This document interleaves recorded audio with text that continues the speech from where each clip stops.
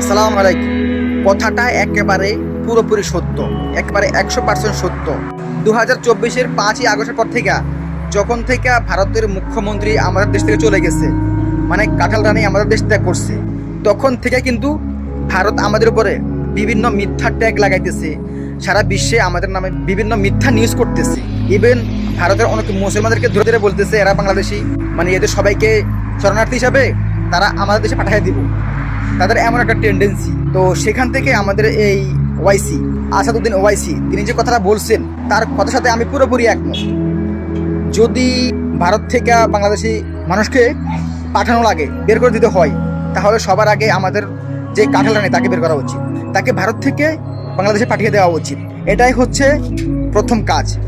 আর আপনি দেখুন, তারা উল্টা না পাঠিয়ে সেখানে হাসিনাকে অন্তত 20 জন সেনাবাহিনী দিয়ে, 20 জন বডিগার্ড দিয়ে তাকে সেখানে সুরক্ষিত করা হয়েছে। কেন করা হয়েছে? এর পিছনে অনেক বড় রিজন আছে। রিজনটা হচ্ছে, হাসিনা কোনো প্রধানমন্ত্রী না, সে বেসিক্যালি একজন মুখ্যমন্ত্রী। এবং কার? ভারতের। সে কোনো বাংলাদেশের নাগরিক না। কারণ সে যদি বাংলাদেশের নাগরিক হতো, তাহলে সে পাসপোর্ট ছাড়া, ভিসা ছাড়া সে কিভাবে বছরের পর বছর ইন্ডিয়ায় থাকে? কিভাবে? যেখানে তার পাসপোর্ট বাতিল করা হয়েছে, তার নামে ইন্টারপোলে মামলা হয়েছে, এত কিছু হওয়া সত্ত্বেও সে কিভাবে থাকে ভারতে? কিভাবে?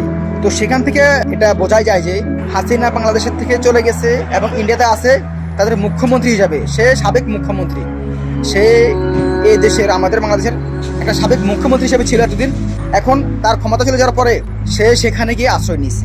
এটা হচ্ছে মূল কথা। তো যারা এটা বুঝতে ব্যর্থ হয়েছেন, তাদের জন্য একটা আইক্য আলাবাস, অনলি তাদের জন্য।